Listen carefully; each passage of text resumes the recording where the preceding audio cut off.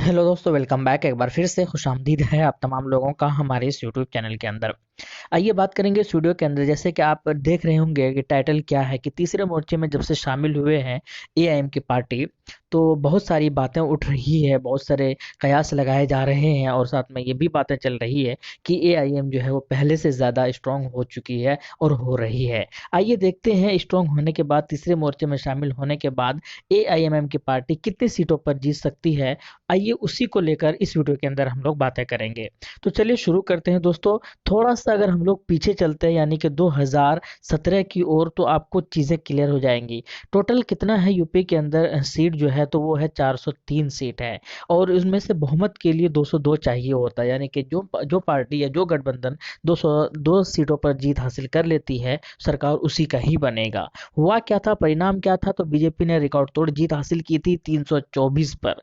इसी यानी कि बीजेपी गठबंधन की हम बात कर रहे हैं। एसपी प्लस की ये बात कर रहे हैं, तो यानी कि सपा जो है वो है आपका 55 सीट, अखिलेश यादव की पार्टी। इसी तरीके से मायावती की अगर बात की जाए तो 19 सीटों पर जीत हासिल की थी।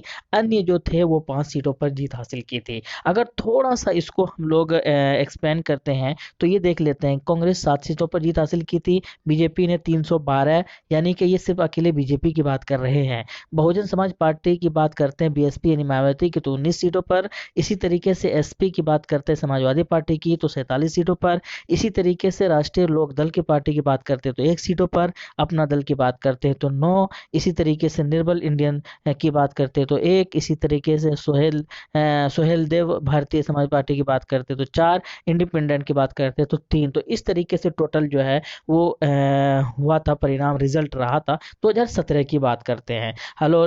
और उसके अलावा अगर हम लोग बात करते हैं एआईएम की पार्टी की 2017 के अंदर, तो हुआ क्या था? हुआ ये था, कुछ खास परफॉर्मेंस हुआ नहीं था। और अराउंड 2 लाख के आसपास वोट जो है वो लेकर आए थे पूरे यूपी के अंदर, विधानसभा सीटों की अगर बात की जाए। और टोटल 38 सीटों पर इन्होंने अपना उम्मीदवार उतारा था। और हुआ ये था कि अकाउंट यानी खाता भी नहीं खोल पाए थे एआईएम की पार्टी यूपी के अंदर 2017 के। हालांकि उसके बाद थोड़ा सा मेहनत हुआ, और मेहनत ये भी हुआ कि लोकल बॉडी यानी सिविक, जो लोकल बॉडी वगैरह वार्ड वगैरह के जो चुनाव होते हैं वो चुनाव हुआ, और वहाँ पर 26 सीटें भी जीती। और बाद में फिर टोटल जो है वो 31 या 34 सीटों पर अभी जीत हासिल है वहाँ पर एआईएम की, वहाँ लोकल बॉडी की अगर बात करते हैं। तो कुल मिलाकर विधानसभा के बाद जो फेल्योर हुए थे एमआईएम, वहाँ उसके बाद मेहनत हुई और फिर जो है कामयाबी की दहलीज तक भी पहुंचे। लेकिन बात करते हैं हम लोग इस बार काफ़ी अच्छी तैयारियां हो रही है, और उसका रिजल्ट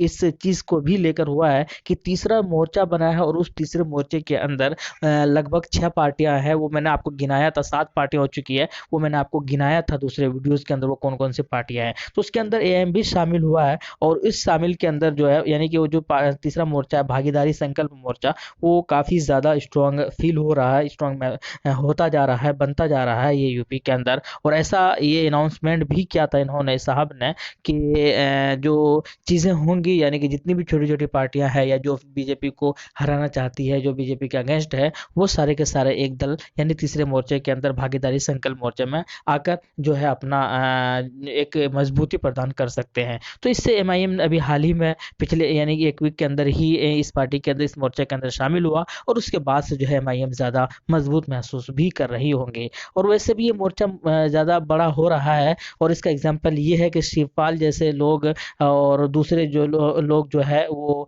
इस पार्टी को ज्वाइन यानी इस मोर्चे के अंदर ज्वाइन हो रहे हैं। तो ये चीज़ें दिखा रहा है कि ये मोर्चा थोड़ा सा मजबूत हो रहा है, और इससे कहीं ना कहीं एमआईएम को फायदा होने वाला है। लेकिन बात करते हैं 2022 में कितना फायदा होगा और इससे कितनी सीटों पर जीत हासिल कर सकते हैं। हालांकि अभी बीएसपी इस पार्टी के अंदर, इस तीसरे मोर्चे के अंदर शामिल नहीं हुआ है, और एसपी को भी एमआईएम ने अप्रोच किया था, लेकिन यानी कि समाजवादी पार्टी भी इसके अंदर शामिल यानी एमआईएम के साथ नहीं लड़ रही है, ये बात भी उन्होंने क्लियर कर दिया है। तो अब बीएसपी को लेकर हालांकि कयास लगाया जा रहा है बिहार के अंदर, चूंकि दोनों का गठबंधन था, तो इसीलिए ये उम्मीद भी बताई जा रही है कि जैसे ही टाइम आएगा तो बीएसपी भी एमआईएम के साथ शामिल हो जाएंगे। अब ये देखना है कि अभी हुआ क्या। एमआईएम की अगर बात की जाए तो उनके जो प्रदेश अध्यक्ष थे जनाब शौकत अली साहब, इन्होंने कहा है कि हम सारे ही सीटों पर चुनाव लड़ेंगे। ये हालांकि ये थोड़ा सा पहले के स्टेटमेंट है, अभी तीसरे मोर्चे में शामिल होने से पहले। अब ये चूंकि तीसरे मोर्चे में शामिल हुए हैं तो शायद अब ये देखना होगा कि कितना सीट बंटवारा होता है, इनके हिस्से में कितने जाते हैं। लेकिन किसी भी तरीके का जो प्रिडिक्शन, ये शायद थोड़ी सी जल्दबाजी होगी,